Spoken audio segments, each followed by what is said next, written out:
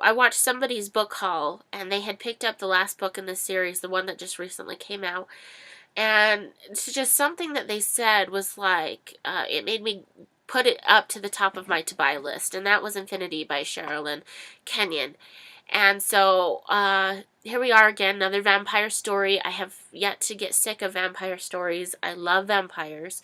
So, I'm excited to read this one. It has a 14-year-old male MC, main character, that tells the story. So, I'm excited to get into this series, and hopefully I'll love it as much as they did. And I can't believe I don't remember who mentioned it, but I watch so many videos a week. I'm sorry, I don't recall who mentioned that, but yes. Picked up The Last Dickens by Matthew Pearl. He wrote The Dante Club, which I enjoyed a lot, and so I thought I would give this one a try as well. I picked up a couple of Laurie King books. This one's called Locked Rooms. It says, King never forgets the true spirit of Arthur Conan Doyle. Another book by her I picked up was Touchstone. So there's that one. I also picked up The Legacy by Kristen Tranter. The Legacy is an utterly addictive and beautifully written novel that introduces a brilliant new voice. So I think that sounds interesting. Any of them yet? This one is called Sacred Hearts.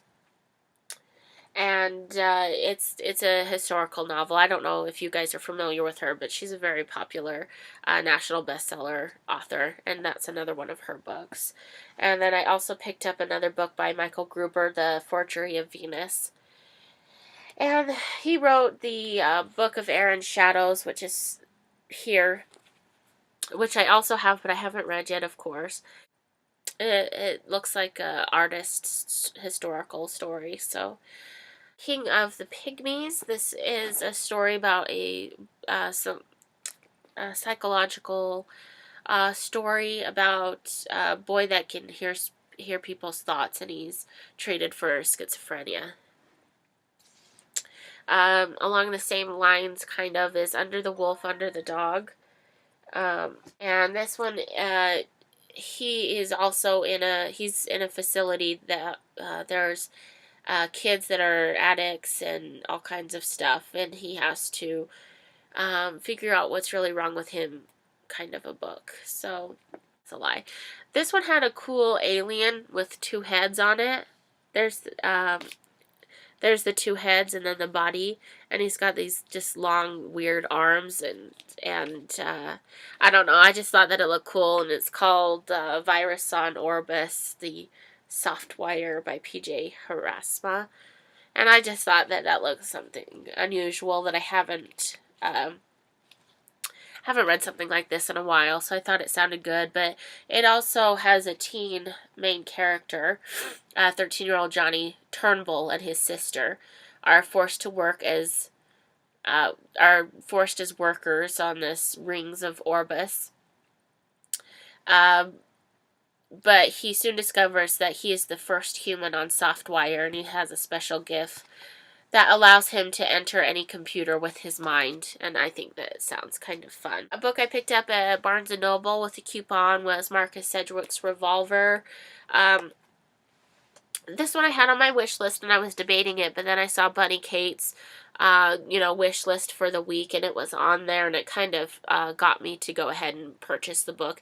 If you guys don't follow Bunny Kate's or check out her website, you should. She's like me and has a wide variety of different books that she likes to read. But it says, A Gun is Not a Weapon, It's an Answer, and this is a young adult novel. It's an answer to the question life throws at you when there's no one else to help. In an isolated cabin in an Arctic wilderness, 14-year-old Sig is alone with a corpse, his father, who fell through the ice of the lake and froze to death only hours earlier. Then a stranger appears outside his door, a huge, bear-like man claiming that Sig's father ran off with his gold, and threatening awful violence if Sig doesn't tell him where it is.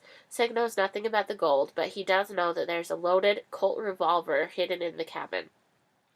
But even if Sig can get his hands on it, will he be able to shoot first?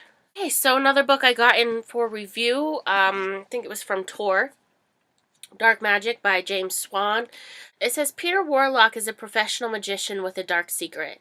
Every night he amazes audiences with his private theater in New York, where he performs feats that boggle the imagination. But this day his job is just cover for his otherworldly pursuits. Peter belongs to an underground group of psychics who gaze into the future to help prevent crimes. No one, not even his live-in girlfriend, knows the truth about Peter until the seance where he foresees an unspeakable act of violence that will devastate the city. As Peter and his friends rush to prevent tragedy, he discovers that a shadowy cult of evil psychics, the Order of Astrum, knows all about his abilities. The Order is hunting him and his fellow psychics, determined to silence them forever. I'm very excited to read this. This is something I got in for review, so it's going to be something I pick up right away, so you'll be hearing more about it very soon on one of my weekly reads. And another book I got in from Tor for review, and I got it in a couple weeks ago, and I've been reading through it, and so far it's pretty amazing, and I hope to have a review go up on the crime site on Tara Sharp pretty soon regarding this, but I wanted to show it to you. It's called The Weird, a compendium of strange and dark stories, and it's got some pretty awesome authors in here. It's gigantic. The paperback version is about 1,109 pages long, and they're stories of the weird and unusual, and so far I've been really enjoying it. Some stories really stand out, and others are just okay and interesting, though. They're all pretty interesting. But the authors that are included in here, some of the bigger names they've listed on the front are Angela Carter, Michael Chabon, Neil Gaiman, William Gibson, Franz Kafka, Stephen King, Kelly Link, George R.R. Martin, Haruki Murakami, hope I said that right, and Mervyn Peake. And it's got pretty tiny writing, so I'm going through it kind of slow. I did a order from Book Closeouts, and this one is called The Borrower by Rebecca McKay, and this involves a librarian and one of her patrons that visits often, a 10-year-old Ian Drake, who runs away from home, and he's addicted to reading, but he needs Lucy's help to smuggle books past his overbearing mother, who has enrolled Ian in a weekly anti-gay classes. And it's the story of Ian and Lucy and their bond, and their, they go on she finds him camped out in the library after hours, and she helps him. They lean on each other for help. And this one is one that I read and reviewed about a year ago now, and it's Cecilia Ahern's The Book of Tomorrow. And I enjoyed this book, and I put it on my to-buy list. I had read a NetGalley copy of it and enjoyed it, and I liked this even though the paperback looks the same, I liked the look of the hardback novel, and it comes with a cute little bookmark in it, which all represents part of what the story is about. I picked up Eternity by Heather Terrell. I still haven't read the first book, but these on Book Closeouts, they have such good deals that it's hard to pass up anything that you have a semi-interest in. The book is called Fallen Angel. And then I picked up Conjure Wife by Fritz Lieber. It's a lot shorter than I thought it was going to be. It's an adult book, and it says, Professor Norman Saylor considered magic nothing more than superstition. Then he learned that his wife was practicing sorceress, but he still refuses to accept the truth, that in this secret occult warfare that governs our lives, magic is a matter of life and death, and that unbeknownst to men, every woman knows it. Picked up Soul Thief by Jenna Oliver. I still haven't read book 1 yet, but it's definitely on my to-be-read list. Red Spikes by Margot Lanigan. This is one that Book Rat Misty showed on one of her book hauls a while ago. And so I did decide to pick it up. It's awfully short, so it's something that I'll probably pick up right away before I read her other book that's coming out. It's called Sea Hearts in Australia, but it's called The Wives of Red Rock or something here. When I also picked up the second book, Rebecca Lim's series. First book is Mercy, second is Exile. Of course, I still haven't read Mercy yet, but I liked these covers, so I am continuing buying them. They have the flaps, so there's that.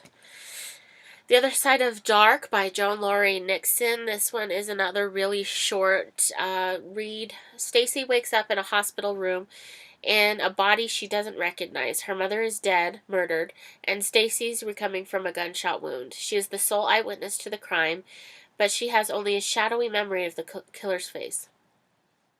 Will Stacy be able to regain a clear memory of that fateful day before the killer reaches her? The Other Side of Dark is one of Joan Laurie Nixon's most intriguing, suspenseful, and dramatic mysteries. So that's really short. And here's another one. I own the other books in this series. It's called Blood Song and Siren Song. I already own, so I went ahead and picked up Demon Song. I don't know how many books are in this series, but of course, you know, more vampires. You can see the little tiny teeth there, and I love my vampire books, and it does seem to have demons in it as well. So, that's really it for now, guys, as far as the book haul goes. Anyway, those are all the physical books that I got recently, and I hope you guys enjoyed watching. I know it took a while, and I will see you guys back soon, and bye.